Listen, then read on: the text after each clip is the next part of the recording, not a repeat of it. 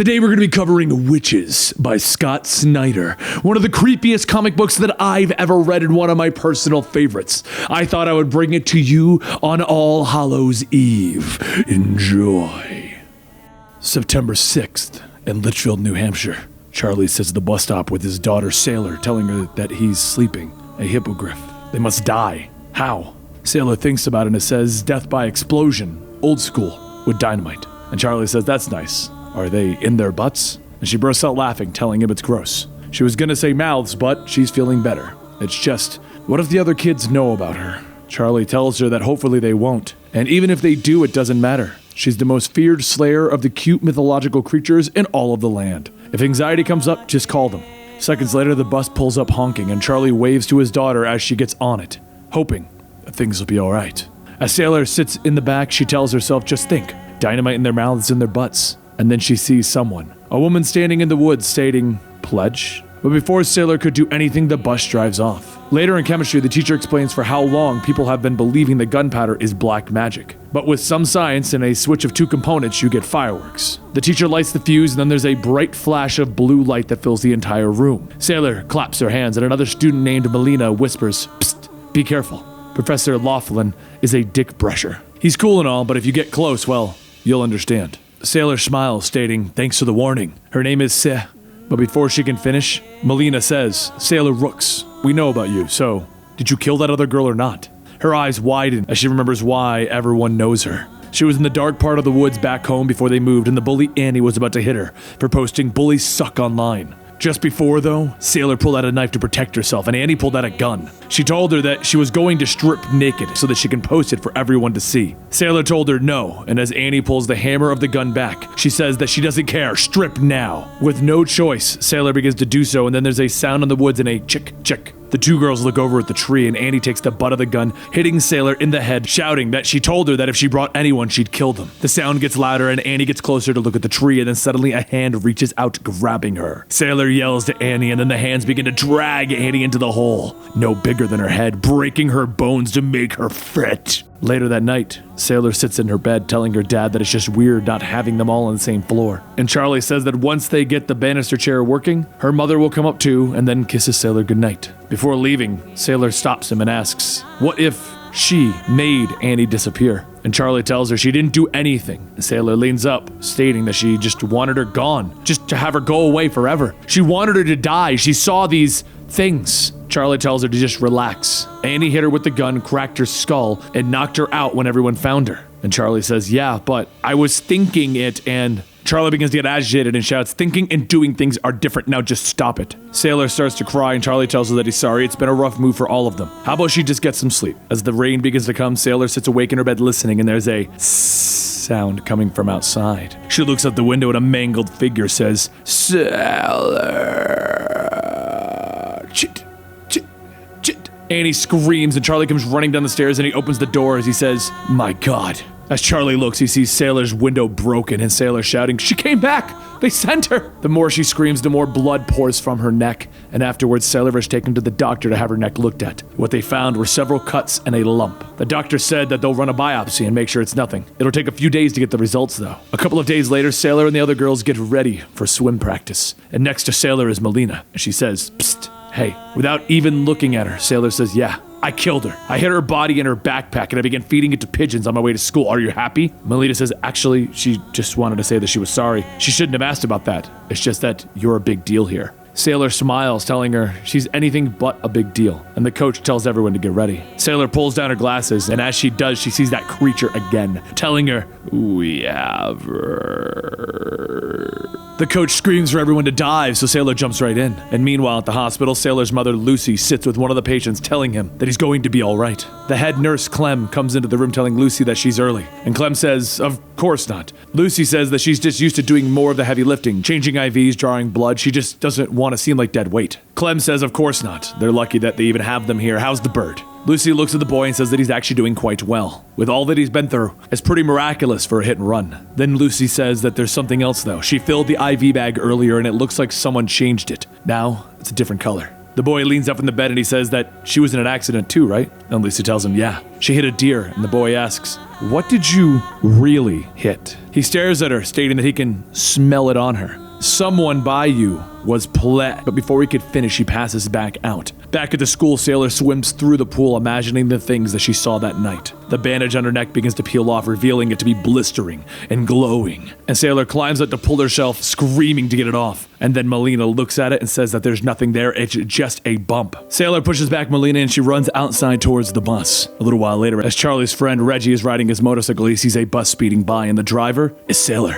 She drives on and crashes the bus into the woods, shouting that she knows that they're here. They're the ones who took Annie and now they're coming for her. As she falls to her knees crying, Reggie runs up shouting to Sailor and she looks back and Reggie tells her he knows that it's been rough, just let's get her out of here. And that's when they all hear the chit, chit, chit. And Sailor's eyes widen. Meanwhile, back at home, Charlie goes to check on the noise, thinking that Sailor had come home from school. Inside of his room is the legless woman that Sailor saw earlier in the day. The woman takes one of her fake legs and cracks it over the side of Charlie's head, and then she gets on top of him, telling him to be very still. Back in the woods, Reggie shouts to Sailor to get behind him as the creatures surround him. And over in the house, the woman holds a powder out as Charlie asks what the hell is she doing in his daughter's room. She takes a match as she lights the powder and then blows the ash into Charlie's face, telling him that she's sorry to tell him, but he's never had a daughter. Later at the wrecked bus, Charlie and Lucy work with the police trying to find where Sailor went. Sheriff Petal says that he knows that it's going to be hard to think, but these woods stretch all the way up to Hare Coast. Chances are that Sailor may have turned back because of how impenetrable it was up there. Lucy then begins to mention the lump on Sailor's neck, and Charlie says that there was also a woman who broke into their house. The woman told him that he never had a daughter, and that someone pledged her. The lump in her neck was like a beacon for them. Charlie asked, for who?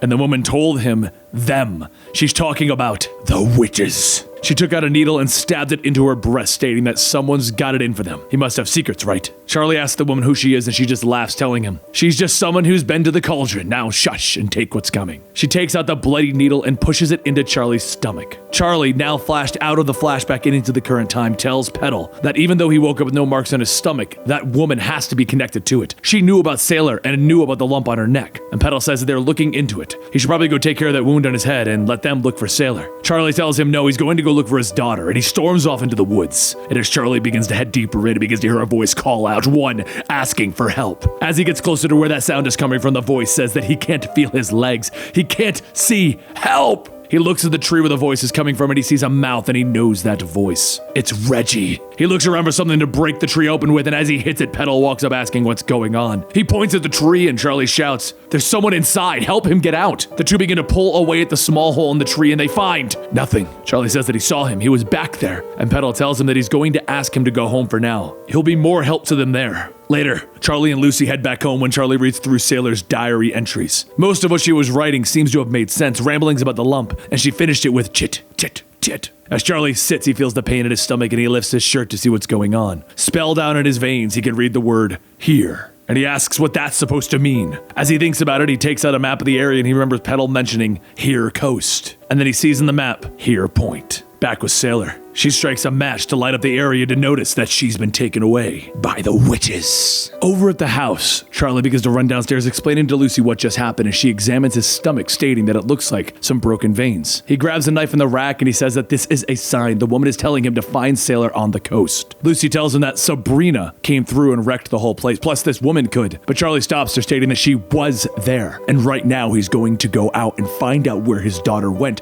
before something like that woman attacks her. Later at the coast, Charlie pulls up, but he sees an old broken down house. And he figures that's a better place than any to start looking. As he gets in, he looks around and he notices some of the rats being cooked, and a voice telling him he made it. The woman from before comes out of the next room pointing a gun, telling Charlie that she didn't think that he would make it. Now toss the knife. Charlie does as he's told, and then she points to the noose and tells him to get that hung nice and high. He picks up the rope and says that he knows that she knows who his daughter is. And the woman says, yeah, they have her, like she said. She goes on stating that the witches aren't them, they're not people. They are above them on the food chain. Charlie picks up a deformed skull, and as he realizes what he picked up, he quickly drops it, and the woman asks, ugly as sin, right? The witches only eat those pledged to them. Pledged people aren't missed. In fact, kids are their favorite to eat. All it takes is for someone to rub some pledge on you and the witches come. They come at night and they take those pledged back to the burrow and they cook you in their cauldron nice and slow. For those who are made the pledge, they're given anything they want. Cure for an illness, add years to their lives, make someone love them. Now test the noose, Charlie.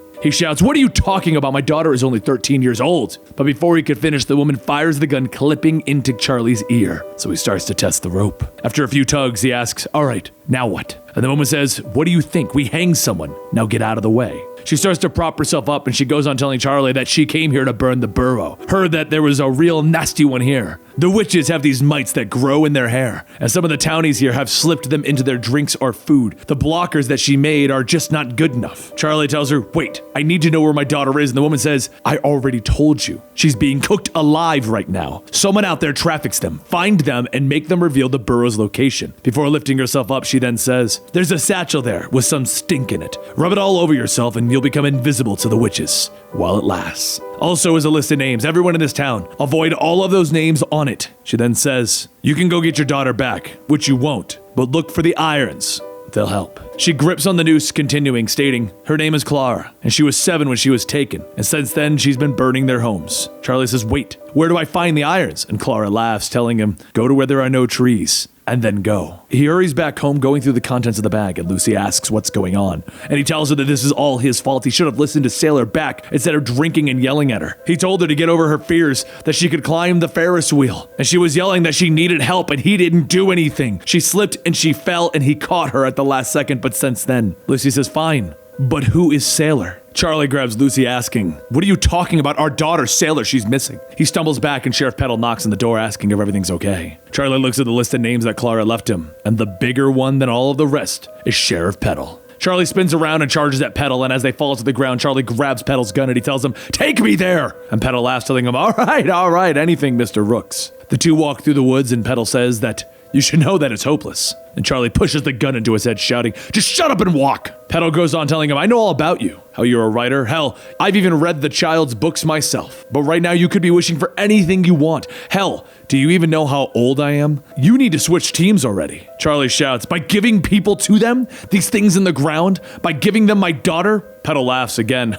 "It's natural. Humans are selfish creatures, and the witches are gods of selfishness." Charlie takes the butt of his gun and he bashes it into Petal, asking, "Where is it?" Petal falls and he says, "Look up, we're already here. The ginger is a dead giveaway. Ginger is a plant and it grows in the ground, not on trees." Charlie begins to pull out the items in the bag, and Petal says, "Make sure to rub the stink all over yourself and even in your mouth. Those flares are sulfuric, right? They should burn the witch's eyes real good. The bullets are rat bullets, right? They'll sting them. They can't take animal proteins, and rats pack an extra kick." Charlie asks, "Why are you even telling me this?" And Petal says, "Because it doesn't matter. You won't make it out. Once I get out of these cuffs, I'm going to call all of them here. You have nowhere to escape. The kids are already roasting away in the cauldron. The deepest part of..." Charlie fires the gun into Petal and he tells him to get up from that one. Once Charlie applies the stink, he crawls up the tree and he begins to descend down into its trunk. And as he lands, he sneaks through the tunnels, hearing the subtle sounds of chit, chit, chit in the distance. When he looks in, he sees a few of them all surrounding the cauldron, and one of them adding things to the pot, others eating away at the cooked flesh. The deeper Charlie goes, Petal outside laughs, telling him, "You can feel it. You're getting warmer." Once at the end of the tunnel system, Charlie finds a pile of old children's clothes, and on it, Sailor's body. He runs up telling her to wake up, and as she does, she mutters, "Kill them, Daddy?" He smiles, telling her it's going to be okay. He's here now. As Sailor slowly comes to, Charlie takes her and begins to climb back out of the tunnels when he hears the chit, chit getting louder. The two push forward away from the sound, and then the light begins to fade. Charlie lights a rag and he tosses it, hoping to find nothing, and then he sees a pit full of the larger witches, all attached to the walls. Suddenly, a group of witches appear, grabbing and biting into Charlie, and he fires a flare gun into their faces, and then cracks open a flare to hold back the group. Charlie clears a path to the burrow's entrance, telling Sailor to go. He'll be right behind her, and then the two of them crawl out of the tree and they begin to run.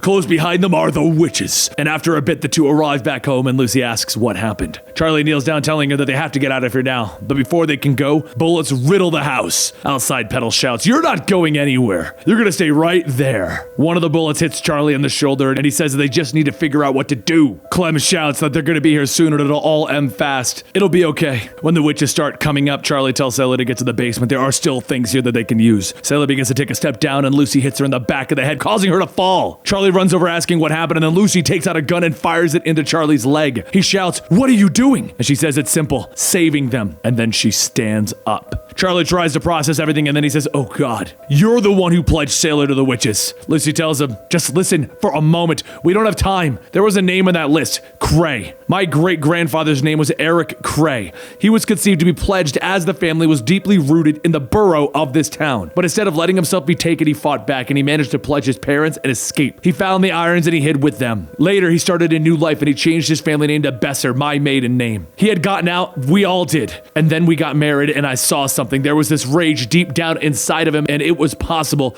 that he brought them. So after the accident and losing the baby, maybe that was enough. But there never is. Not unless we give them Sailor. I tried to give them someone else in Sailor's place. And then Charlie thinks back to Annie. Lucy goes on telling him they rejected her. They sent signs to her, but now they can have the life that they want. No more being scared. We won't even remember that Sailor existed. Hell, you weren't supposed to know, but Clara must have given you some kind of a blocker. That's why when you asked who Sailor was, I was trying to help you along. I already have everything of Sailor's packed away. All we have to do is take one sip of this and burn the box. Charlie stares at Lucy asking, who are you? And she cries out, I'm your wife and I love Sailor just as much as you, but they will always be after us. Tears begin to stream down and Lucy hugs Charlie, telling him, I'm healed now. We can start over. We can be happy. And the Sailor walks up asking, what is going on? How are you walking? And Lucy tells her, it's a surprise for you. Outside, people are chanting, the pledged is pledged. The pledged is pledged. Charlie walks over to the bag, pulling out the pledge, telling Sailor that it's going to be all right. He promises. The witches begin to break through the windows and Sailor tells Charlie that she knows she loves him. Lucy shouts for him to do it, and Charlie tells Sailor to take the satchel into the basement and find the irons, and remember, mouth and butts, I love you. And then he wipes the pledge on himself. He then runs up shouting for them to come and get him, and he slaps a handful of the pledge onto Lucy. He charges outside shouting, I'm coming for you, I'm Charlie Rooks, proud father of the greatest slayer of the mythological beast of all time. Sailor listens to the screams from Lucy as the witches tear her apart, and she runs into the basement. She then crawls out from the window, and Melina is there telling her, it's like I said before, you are a big deal here. Sailor grabs a canister, telling her, you know what, I pledge you. And she pulls the trigger. The pledge begins to spray all over everyone, and she screams that she's gonna pledge the whole damn town. The witches crawl back out, looking at the townspeople, while Melina looks back, telling them, oh God. Sailor begins to make a break for the car, and just before she can get in, Petal grabs her, telling her, I'm gonna eat you myself for what you've done. She reaches into her back pocket, pulling out a small blade as she swings, slashing at Petal's throat. She jumps into the car and turns the key. And in Charlie's final moments, he remembers back in a book signing he once had,